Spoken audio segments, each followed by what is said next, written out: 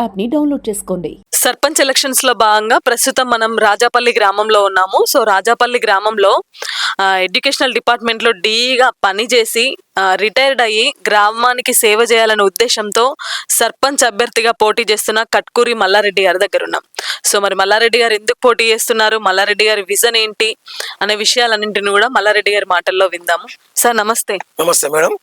Sir ఒక educational department లో డీఈగా పనిచేసి ఎందుకు ఇప్పుడు గ్రామానికి సేవ చేయాలని ఎందుకు సర్పంచ్ గా పోటీ చేస్తున్నారు సార్? నేను చిన్నప్పటి నుండి అభ్యుదయ భావాలతో పనిచేసిన వ్యక్తిని. మా గ్రామంలో ఉన్నటువంటి 970 ఓటర్లకు గాను 500 ఓట్లు దళితుల బిడ్డలే ఉన్నాయి. అదేవిధంగా బీసీలకు సంబంధించిన కూడా 250 ఓట్లు ఉన్నాయి. ఉన్నత వర్గాలంటే అప్పర్ క్యాస్ట్కు సంబంధించి అప్రాక్సిమేట్ 200 ఓట్ల వరకే ఉన్నాయి. మా దళిత బిడ్డలు కానీ ఇక్కడ ఉన్నటువంటి బీసీ బిడ్డలు కానీ మిగతా వాళ్ళలో కూడా మ్యాక్సిమం రైతు బిడ్డలు ఉన్నారు.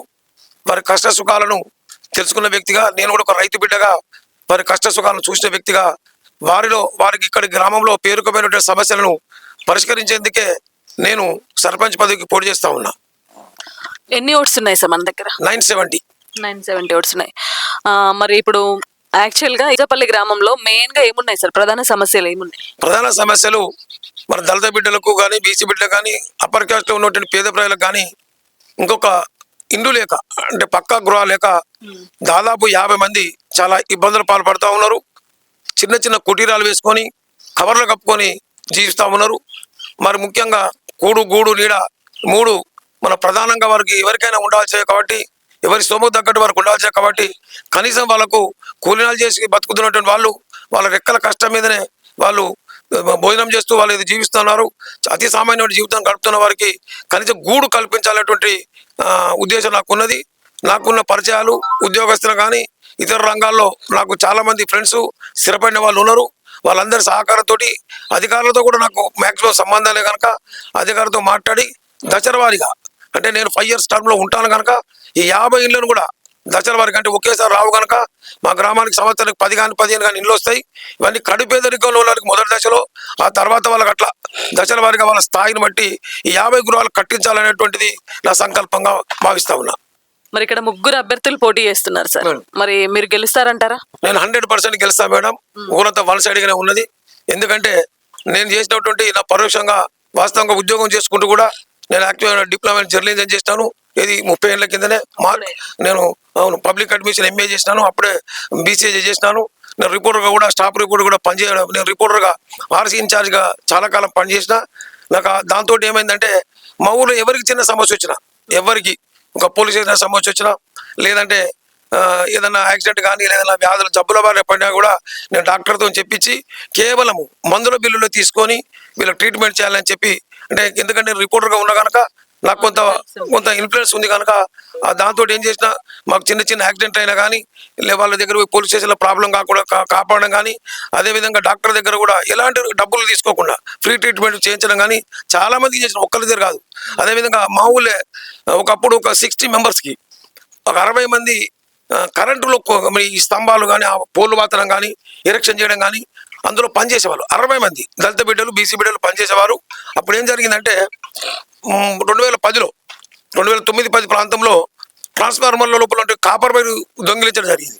దొంగిలిస్తే ఈ కాపర్ వైర్ గురించి కానీ ట్రాన్స్ఫార్మర్లో ఈ పనిచేసే వాళ్ళకి, ఈ కూలీలకే, ఈ లేబర్కే దీంతో సంబంధం ఉందని చెప్పేసి భావించి మా ఊళ్ళోకి వెళ్ళి ఇంకో 2 మట్టుకపోయి పోలీస్ ట్రీట్మెంట్ ఇవ్వడం జరిగింది. ఎందుకంటే వాళ్ళకు ఈ దొంగతనాలది మొత్తం ట్రాన్స్ఫార్మర్ పట్టుకొని పోతా అంటే దొంగలిస్తా అంటే రైతులతో కూడా కంప్లైంట్లు వచ్చేటి పోలీసు వ్యవస్థ మీద. అయ్యో మీరు దొంగలు పట్టుకుంటారని చెప్పేసి రైతులు కూడా బాధపడ్డారు. సందర్భంగా పోలీసు వాళ్ళు ఏం చేశారు, మా ఊరికి సంబంధించి 60 మంది మీద కేసు నమోదు చేయడానికి ప్రయత్నం చేశారు. అందులో ఒక 2 తీవ్రంగా ఇబ్బందులు పెట్టిండ్రు. ఆ తర్వాత మా దళిత బిడ్డలు బీసీ బిడ్డలు నా దగ్గరకు వచ్చిండ్రు. సార్ మేము కూలీనాలు చేసుకొని బతుకుతున్నాం, రెక్కాడితే డొక్కాడని వాళ్ళం, నేను ఎట్టి పరిస్థితుల్లో మేము దొంగతనం చేయలేదు, మమ్మల్ని హింసిస్తా ఉన్నారు అని చెప్పి వాళ్ళ తల్లిదండ్రులు వాళ్ళు కూడా ఇదే ప్లేస్ ఇక్కడ మనం కూర్చున్న ప్లేస్కి రావడం జరిగింది. వాళ్ళందరి తరపున నేను ఒక్కరిని పోయి పోలీస్ డిపార్ట్మెంట్తో మాట్లాడి, సార్ వాళ్ళు ఎవరన్నా దొంగతనం చేస్తే నేనే రెస్పాన్సిబిలిటీ అని నేనే హామీ పత్రం రాసిచ్చి ఈ మా రాజపల్లి గ్రామంలో ఏ 60 మంది అయితే ఉన్నారో ఒక్కరికి సంబంధం ఉన్న అవతల ఒకటి ఆ పేమెంట్ కానీ ఆ బాధ్యత నేను తీసుకుంటా అని చెప్పేసి ఒక్క సంతకంతో 2 రోజులు 3 రోజులు పోలీస్ అధికారితో మాట్లాడి నేను వాళ్ళందరినీ కూడా పోలీసుని పోకుండా నేను కాపాడినటువంటి వ్యక్తిని నేను. అభిమానం ఉంది ప్రజలు. ఉంది ఉంది. మరి ఇప్పుడు మీరు గెలిచిన తర్వాత మెయిన్ గా ఏంటి సార్ మీ మేనిఫెస్టో ఏంటి? ఏం అభివృద్ధి కార్యక్రమాలు చేయాలని? నేను ముఖ్యంగా అభివృద్ధి సంక్షేమం రెండు రెండు రెండు చేస్తా నేను. నాకు ఎందుకంటే మ్యాక్సిమం సంబంధాలే కనుక ఇతరత్ర ఏమైనా చిన్న చిన్న సమస్యలు నేను ఒకటే చెప్పినాను మా వాళ్ళకు. 5,000, 10,000, 50,000 వరకు ప్రభుత్వం ఇవ్వాల్సిన అవసరం లేదు. నేనే నా జేబులోకి వెళ్ళి పెట్టి ఇమీడియట్లీ పరిష్కారం చేస్తా. ఎవరినో అడగాలంటే ఏంట్లు పడతాయి. 5,000, 10,000 నేను జేబులోకి వెచ్చిస్తా. అది కూడా చెప్పినా నేను. రోజులు కాదు, నెలలు కాదు, ఎన్నికలు అయిన తర్వాత కొంతమంది అడిగారు అప్పుడే. ఇప్పుడే చేసుకొని 10,000 పనికి నేనే ఇస్తాను చెప్పడం కూడా జరిగింది. కానీ ఎన్నికల నిబంధనలు కనుక వాళ్ళు కూడా వద్దు సార్, మీరు వద్దు బిడ్డ, లేకపోతే వద్దు బాపు అని మా వరుసలు పెట్టుకొని, మా దగ్గర ఏ కుల పొలమైనా కూడా వరుసలు పెట్టుకొని పిలుస్తాం. పెద్ద ఏదో పటేలు దొరలు అనేటువంటి ఏ భేదాభిప్రాయాలు లేవు. నేను అదే రోజు చెప్పిన, మీ ఇమీడియట్ చేసేవి ఏవైతే ఉన్నాయో ఇప్పుడు మాకు చిన్న చిన్న ఒక 10,000, 20,000 ఒక 7-8 సమస్యలు ఉన్నాయి. అందులో ముఖ్యంగా మాకు కరెంట్ ఉన్నది. కరెంట్ సమస్య ఏంటంటే ఎల్సీ తీసుకుంటే, అంటే ఏదైనా రైతుకు కానీ ఏదైనా వేరే వాళ్ళకి ఏ వ్యక్తికైనా కరెంట్ ప్రాబ్లం ఉన్నప్పుడు అది ఆఫ్ చేస్తారు కరెంటు. ఎల్సీ తీసుకున్నప్పుడు ఏమైందంటే ఊరు మొత్తం కరెంట్ పోతా ఉన్నది. ఎందుకంటే దానికి 2 వైర్లు, 2 వైర్లే ఉన్నాయి. 3వ వైర్ గుంజినప్పుడు మాత్రమే ఎల్సీ తీసుకున్నా కూడా సింగిల్ ఫేజ్ ఉంటుంది, అంటే ఇళ్ళల్లో కరెంట్ ఉంటుంది.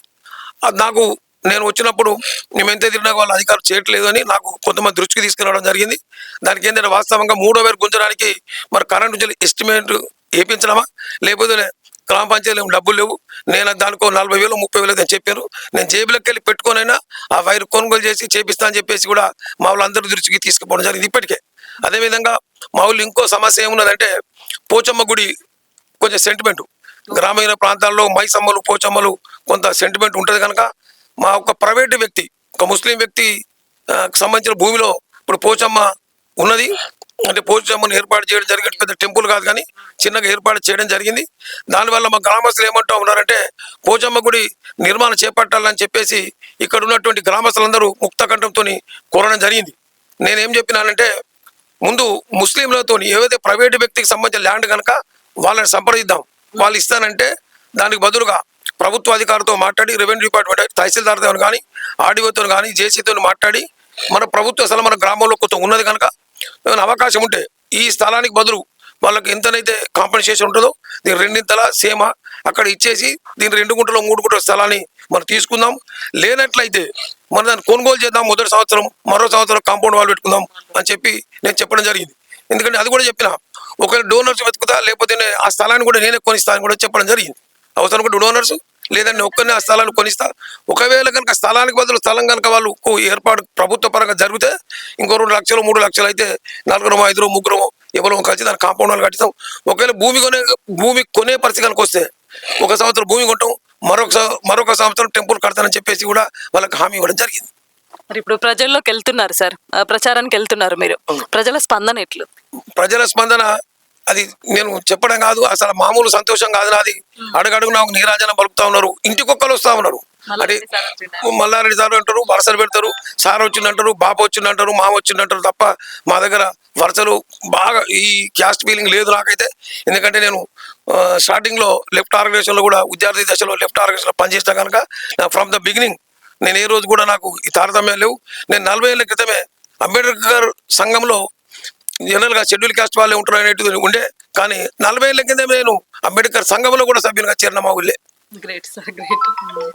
పెట్టి. అప్పుడు కూడా నేను అనగారి వర్గాలను కొంతమంది మా కులానికి సంబంధించిన కావచ్చు, కొంతమంది ఇబ్బందుల పాలు చేస్తూ కూడా 40 ఏళ్ల క్రితమే ఏజ్ అబౌట్ 18 years ఉన్నప్పుడే వాళ్ళ పక్షాన నేను కొంతమంది మా ఊళ్ళకి సంబంధించి ఒక 7-8 మంది సభ్యులతో కలిసి మేమందరం 20 ఏళ్ళ గ్రూప్లో ఉండి ఆ రోజే వాళ్ళకు తిరుగుబాటు చేయించి దళితుల పక్షాన మేము నిలబడడం జరిగింది. మల్లారెడ్డి గారు, మీ గుర్తు ఏమొచ్చింది? మేడం నా గుర్తు కత్తెర గుర్తు వచ్చిందండి. సీరియల్ నంబర్ 2లో ఉందండి.